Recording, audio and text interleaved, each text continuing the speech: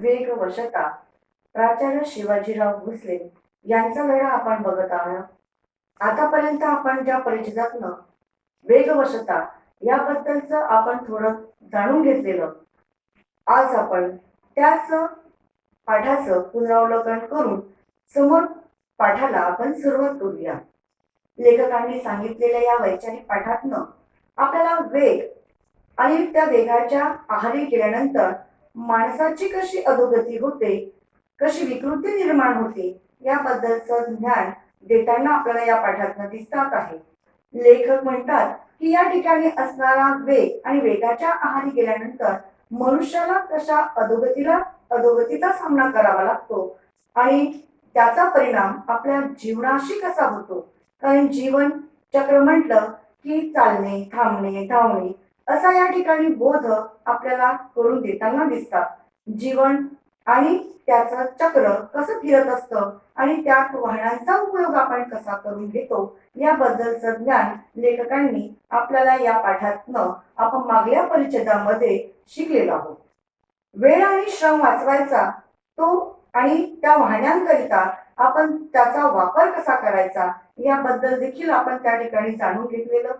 त्याचबरोबर आपण या ठिकाणी भारतामध्ये असणाऱ्या मुंबई आणि त्या ठिकाणी अमेरिका सारख्या उपनगराची या देखील असणाऱ्या वाहनांच्या गर्दींचं या स्वरूपाचं जाणून देखील आपण घेतलेलं की वाहनांची भरधाव, वाहनांची गती त्या शहरामध्ये कितपत आणि कशी असते याबद्दलचं ज्ञान देखील आपण मागल्या परिच्छेदामधनं करून घेतलेलं आहे. यानंतर मी तुम्हाला समोरच्या परिच्छेदाला सुरुवात करून आपल्या या परिच्छेदेमध्ये लेखक आता नेमके आपल्याला काय सांगू इच्छितात याबद्दलचं ज्ञान आपण घेऊया. खरी अडचण असते ती रस्त्यावरून येणाऱ्या जाणाऱ्या 2 आणि 4 चाकी वाहनांची. त्याचा वेग मर्यादित ठेवला तर ती साधने म्हणून उपयोगी पडतात.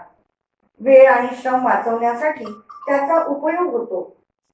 त्या ठिकाणी आपल्याला जर माहितीच आहे की रस्ता म्हटला की दोन्ही तर्फा वाहनांची ये-जा चालू असते.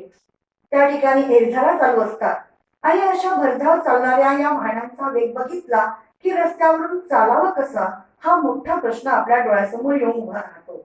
मग अशा वाहनांची या ठिकाणी गर्दी आणि त्याचबरोबर चालण्याचं या ठिकाणी सोडून याचा जर ताळमेळ आपल्याला जुळवायचा असला तर खूप मोठा प्रश्न आपल्या समोर येऊन उभा असतो. या ठिकाणी वाहनांचा उपयोग आपल्याला करायचाच आहे कारण त्यामुळे आपला वेळ आणि श्रम हे दोन्ही त्या ठिकाणी आपला वाचत असतो. पण अनेकदा असे घडते की वाचलेला वेळ घालवावा कसा हे कळण्याचे होते आणि मग तो घालवण्यासाठी पुन्हा माणसे वाहनांच्या आहारी जातात. आपल्याला माहिती आहे की वेग आणि वेळ की ज्या ठिकाणी 20 मिनिटाचा वेग जर पायी चालल्याने आपल्याला लागत असेल आणि त्या 20 मिनिटाच्या ऐवजी आपल्याला ते काम 10 मिनिटात जर करून घ्यायचं असेल तर आपण काय करतो वाहनाचा उपयोग करतो. मग जे 20 मिनिटं आपल्याला लागणार असते तेच आपण वाहनाचा उपयोग करून जर 10 मिनिटात ते काम होत असेल तर आपला वेळ वाचतो 10 मिनिटं आणि त्यामुळे लागणारा श्रम म्हणजे पायी चाललं की आपल्याला श्रम लागणार. मग ते 10 मिनिटाचा वाचणारा जो हा जो श्रम आहे तो देखील वाचत असतो. मग वेळ आणि श्रम हे दोन्ही आपले जर वाचत असेल तर त्या वाचलेल्या वेळेचा आपण कसा सदुपयोग करू शकतो किंवा श्रमाचा कसा आपण सदुपयोग करू शकतो या ठिकाणी लेखक आपल्याला म्हणताना दिसत आहे की या वाचलेला वेळ कसा घालवावा हे कळेनाच होतं. आपले 10 मिनिटं वाचलेले आहे आणि मग या 10 मिनिटाचा वेळ आपण कसा घालवावा, कुठे घालवावा, त्याचा सदुपयोग कसा करायला पाहिजे. वेळ तर आपला वाचलेला आहे. 10 मिनिटं आपल्या त्या ठिकाणी आपलं सर्व काम भागून या वाहनाच्या मार्फत किंवा साधनांचा उपयोग करून आपण याला हे 10 मिनिटं आपल्याला मिळालेले आहे त्याचा आपण वेळ कसा घालवावा की वाचलेला वेळ घालवावा कसा हे कळण्याचे होते आणि मग तो घालवण्यासाठी पुन्हा माणसे वाहनांच्या आहारी जातात. आरंभी माणसे वाहनांवर स्वार होतात, मग वाहने माणसांवर स्वार होतात आणि आपल्याला माहिती आहे की वाहन प्रत्येकालाच आवडतं. चालवणं, त्यावर बसणं, त्यावर फेऱ्या मारणं, त्याचा वेग वाढवणं प्रत्येक जण त्या ठिकाणी हौसेने म्हणून वाहन चालवण्याचा त्या ठिकाणी नाद असतो. मग आपण त्या ठिकाणी वाहनांचा उपयोग करत असतो तेव्हा आपल्या ठिकाणी वेळ आणि श्रम हे वाचलेले आहेत. मग आपण काय करतो, वाचलेला वेळ उगाच आपण घालवतो आणि मग आपल्याला काही सुचत नाही की आपण काय करावं, कशाला घरी जायचं. त्याच्यापेक्षा आपण आपला हा वेळ कुठेतरी घालवावा. आधी मनुष्य त्या वाहनांवर स्वार होतात, तिथपर्यंत आपल्याला आनंद आणि हौस वाटतं, पण मात्र हळूहळू आपण वाहनांच्या आहारी जातो, म्हणजे वाहनं माणसांवर स्वार होतात.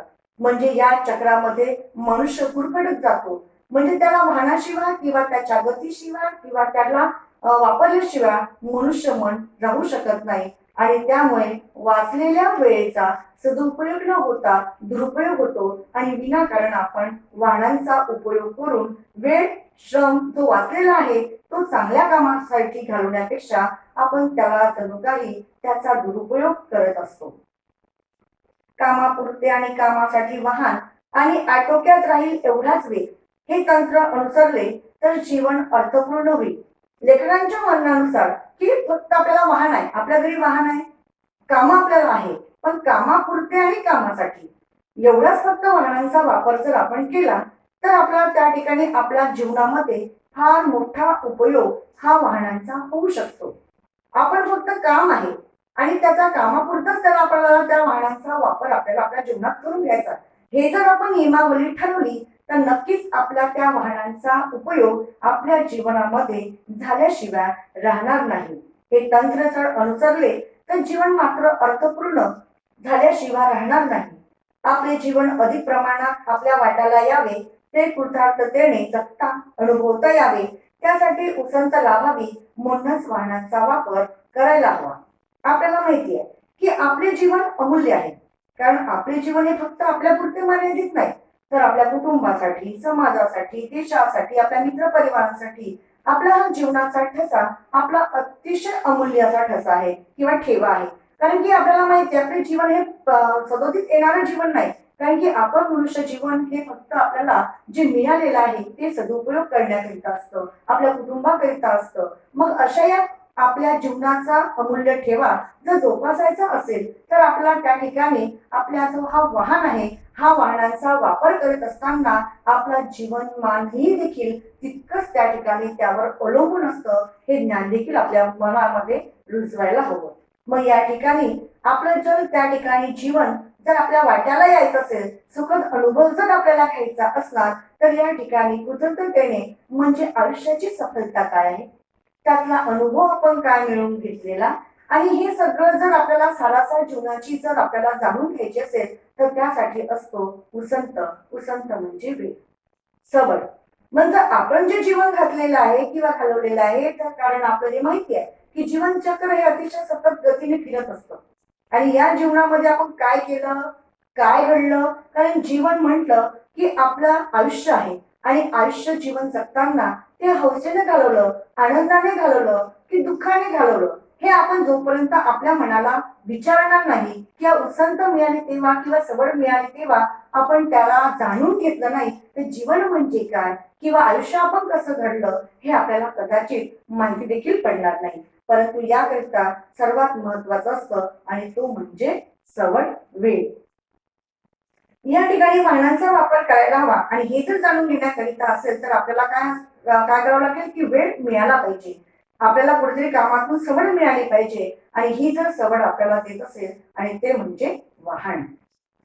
घडते ते वेगळे, इतरांशी मानसिक स्पर्धा करण्यासाठी, आपल्या ऐश्वर्याचे प्रदर्शन घडवण्यासाठी गरज नसताना कर्ज काढून वाहने खरेदी करणारी माणसे समाजात आढळतात. आपल्याला माहिती आहे की आपला मानसिक एक वेगळंच आपल्याला असतं की आपल्या घरासमोर जर एखाद्याने चारचाकी गाडी घेतली असेल तर आपल्याला उत्सुकता असते की माझ्या घरी सुद्धा एक ना एक दिवस अशी गाडी यायला पाहिजे. मग आपण काय करतो की चढाओढीचं जीवन आहे, मग आपण काय करतो की असा विचार करतो की त्याच्याकडे आली ना गाडी मग माझ्याकडे पण यायला हवी. मग आपण काय करतो त्या ठिकाणी कर्ज काढतो.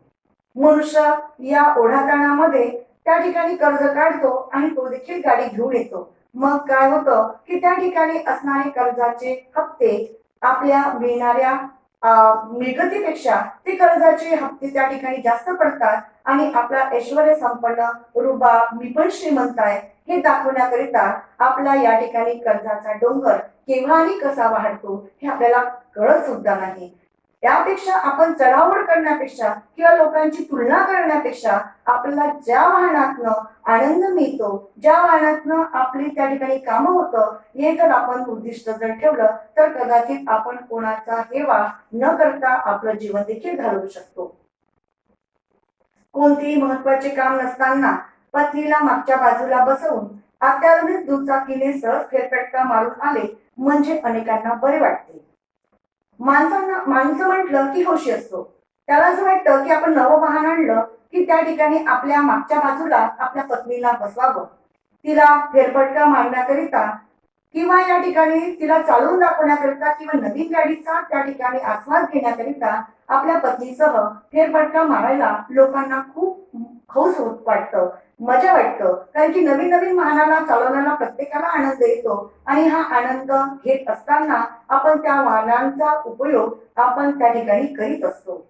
पण मात्र या ठिकाणी असणाऱ्या दुचाकीने किंवा या ठिकाणी असणाऱ्या अतिशय काम नसताना देखील पत्नीला मागच्या बाजूला बसून आधुनिक दुचाकीने सहज फेरफटका मारून आले म्हणजे अनेकांना बरे वाटते. कारण की लोकांना त्यात हौस वाटतो, आनंद वाटतो. आणि जीवनामध्ये आलो तर आपण प्रत्येक गोष्टींचा आनंद घ्यावा हा माणसाला किंवा मनुष्याला मनामध्ये प्रत्येकालाच वाटत असतं. मग आपल्याला त्या ठिकाणी फेरफटका मारून किंवा आधुनिक गोष्टी निघालेल्या आहेत, आधुनिक वाहनांची जडणघडण झालेली आहे, एक ना एक पेक्षा अनेक वाहनांच्या साधनांमध्ये त्यामध्ये बदल घडून त्यामध्ये बाजारपेठात आलेल्या आहे. त्या बाजारपेठामधून एखादा वाहन जर आपल्याला आणि आपल्या पत्नीचा आपण फेरफटका मारावा हा प्रत्येकाचा उद्दिष्ट असतो आणि या ठिकाणी तो आनंद आणि ते हौस मात्र मनुष्य त्या ठिकाणी घेताना दिसतो आहे. पण आहेच वाहन तर चासा मेला म्हणजे एखादे निसर्गरम्य स्थान किंवा मंदिर पाहण्यासाठी ही माणसे का जात नाही. लेखांचं म्हणणं आहे की हो ठीक आहे, फेरफटका मारण्यापेक्षा तुम्ही तुमच्या पत्नीसह 4-5 मैल पावलाने का जात नाही, त्या ठिकाणी वाहनांची किंवा मोटार गाडीचीच का आवश्यकता भासते. यापेक्षा ते म्हणतात की हे वाहन तुम्ही घेतलंच ना, फेरफटका मारायचंच आहे ना, तर मग तुम्ही एखादं मंदिर बघा, एखादं निसर्गरम्य स्थान बघा किंवा त्या निसर्गरम्य स्थळामध्ये असणारी हिरवळी, तिथला असणारा निसर्गरम्य नजारा, त्या ठिकाणी असणारा पाण्याचा झरा, या सगळ्या सृष्टी सौंदर्याचं जर दर्शन तुमच्या पत्नीला करून दिलं आणि त्या ठिकाणी पावलांनी जर चालत गेले किंवा वाहनाने जरी चालत गेलं तर निसर्गरम्य स्थळांचा, मंदिराचा या ठिकाणी परिचय झाल्याशिवाय राहणार नाही. एखादा लक्ष्मी रोड, महात्मा गांधी मार्ग किंवा जंगली महाराज रस्ता का पसंत केला जातो, परंतु तसं न करता व्यक्ती काय करतो, पुण्यामधील हे जे स्थळ चौक आहेत त्यांची नाव आहेत लक्ष्मी रोड, महात्मा गांधी मार्ग, जंगली महाराज, अशाच लोकांना जणू काही रस्त्यांचं निवड करतात. मंदिरं किंवा निसर्गरम्य स्थळ हे त्यांना त्या ठिकाणी योग्य न वाटता याच रस्ता ते पसंत करतात.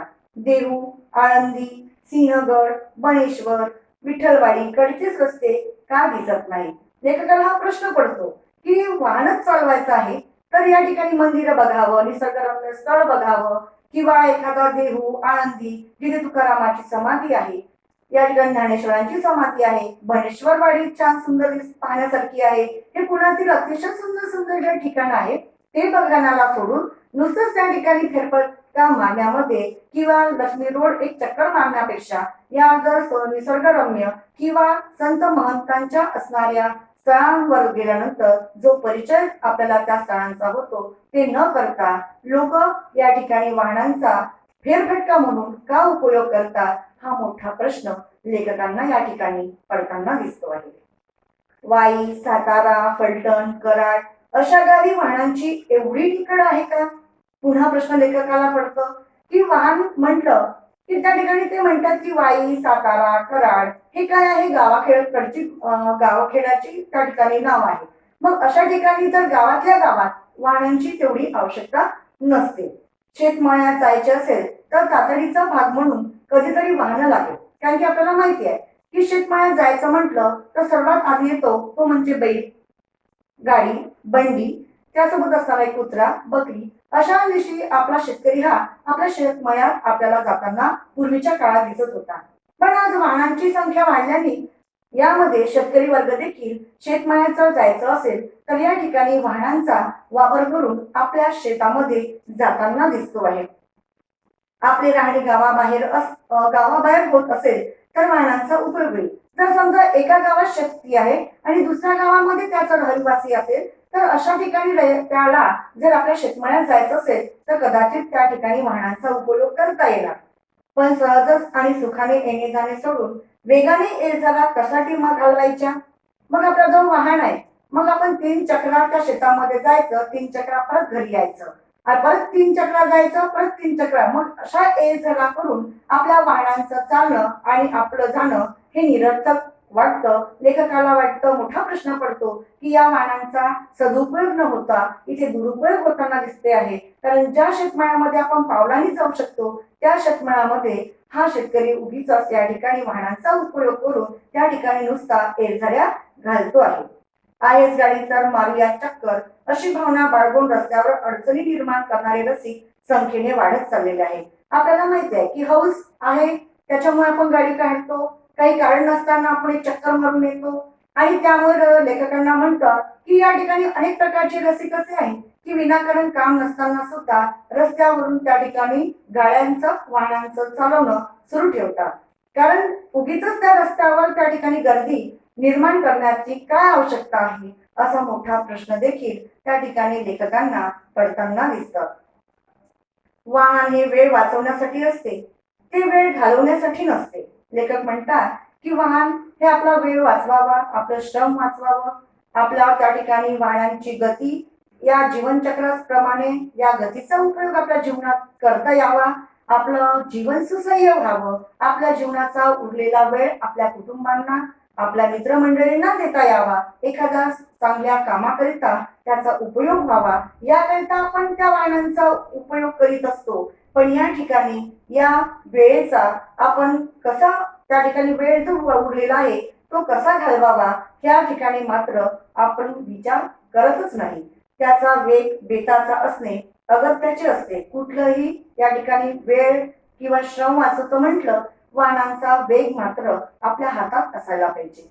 कारण म्हटलंच आहे की आधी माणूस वाहनांवर स्वार होतो आणि मग वाहनं माणसांवर स्वार होतात, आणि यामध्ये गतीचा वेग किती आणि कसा वाढला हे मनुष्याला देखील कळत नाही, आणि त्यामुळे अनेक प्रकारच्या दुर्घटनेला, अपघातांना आपल्याला सामोरे जावे लागते. म्हणून त्या ठिकाणी ते म्हणतात की या ठिकाणी असणाऱ्या माणसे चालू आणि पळू शकतात, पण रस्त्याने कोणी चालण्याऐवजी पळू लागला तर त्याचे कौतुक करावे का? रस्त्यावर आपल्याला माहितीये की आपण रस्त्याने चालतो, वाहने चालतात, कोणी धावतात, पण पण एखाद्या वेळेस एखादा व्यक्ती विनाकारणच पळ सुटला, रस्ता आहे म्हणून पळायचं आहे असं जर त्याच्या मनात असेल तर त्या ठिकाणी आपल्याला आश्चर्य ते वाटेलच, नवल ते वाटावं की काय असा देखील प्रश्न या ठिकाणी लेखकांना पडतो. अपेक्षित स्थळी वेळेवर पोहोचता येईल अशा बेताने वाहने चालवण्याऐवजी उगाचच भरधाव वेगाने चालवण्यात औचित्य ते कोणतं?